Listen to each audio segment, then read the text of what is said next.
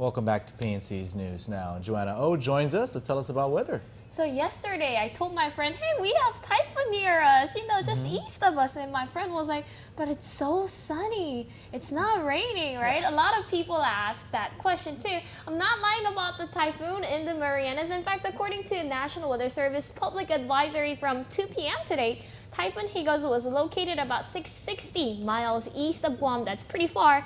And on top of the Higos, the Marianas, we also had moderate to occasional fresh northeast winds that's been bringing dry subtropical air down into the Marianas. Because of this dry wind, we're only looking at 10% chance of rain, not the usual of 20. If you take a look at graphics that I prepared, you can also see how there is a broad strip forming in between from the pressures from the north and pressures from the south that can develop into shear line if they collide so much. So let us keep ourselves updated on weather from PNC. As for now, however, let's go take in another graphic. Never mind about bringing umbrellas around for this week because we're looking at partly cloudy with slight chance of showers for tonight, as well as next 2 days. As I said earlier, the chance of rain is only 10%, so if it ever rains tonight, especially tonight, that means the rain was really desperate to come down on Earth. Winds are currently blowing towards northeast with speed at about 10 miles per hour, but they are expected to go up to 20 miles next 2 days. Temperatures will stay little high at around 77 to 88 for Guam and 77 to 86 on Saipan. Also pretty dry weather for very, the next very week. dry. Yay, good. Because I'm going to the beach this weekend. It's Kai the Panay's birthday party. I don't know about the weekend. She didn't invite me. I'll mention it to her while I'm there. All right, thanks, Joanna, for your report. Well, in an effort to reverse the stigmatization within the Micronesian community, the U.S. Attorney's Office is forming a community-based group that would tackle these issues from all angles. One of their goals is to focus more on the positive contributions of the Micronesian community. Efforts have been made to assist the migrant community on Guam to assimilate into our society and culture, and while these efforts have certainly made a difference, the numbers are still staggering. The Micronesian community still makes up 1/3 of the prison population, and the hospitals and public health statistics in terms of dependents are not any better. Community stakeholders realize more must be done, so the U.S. Attorney's Office invited various stakeholders and the media to a meeting today to gather thoughts and ideas on the issue. The concern that there can be the stigmatizing of a certain ethnic group, there can be tensions that are raised, there can be concerns about discrimination, potential violence. So in an attempt and in what the group has discussed is, well, how can we maybe find ways to maybe balance the scales a little bit, right? To find projects or programs so that we can talk about the positive contributions that all of us as a community make.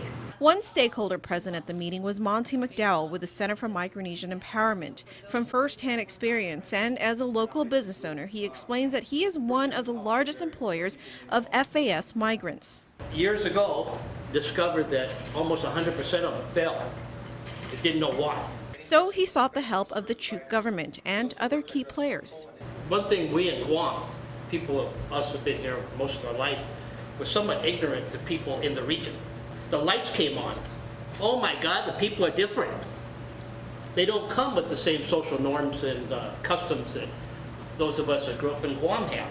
Many of them came from islands that have never had power, water. And that's when the Center for Micronesian Empowerment was born. The center educates and trains migrant citizens to assist them in understanding and learning about the Guam community and culture. So I had 100% of them fail. I have 0% of them fail now. So we need to touch these people's lives. While CME educates migrants when they reach Guam, SDA's Guam Micronesia Mission President Luis Torres suggested reaching out to the citizens in their own islands. Torres, who's Puerto Rican, says this is similar to what the U.S. government did with Puerto Rico decades ago. The title of today's discussion was called Positive Faces in the Community and Media Engagement Opportunities. The Bank of Guam is disputing a Fitch rating that downgrades and withdraws the bank's BBB negative ratings. Fitch on Friday issued a press release downgrading Bank Guam Holding Company and the Bank of Guam's long-term BBB- IDS and viability rating.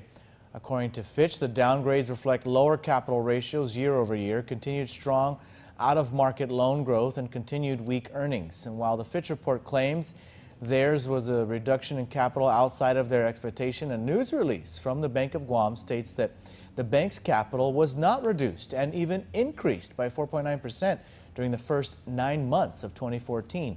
In their release, the bank also notes that while their capital ratios have been trending downward, that's due to a significant increase in their cash balances at the Federal Reserve Bank and investments in U.S. government securities, putting downward pressure on the revenues. Bank of Guam also pointed out to the media that they terminated their rating service agreement with Fitch in April, and that was effective this past December.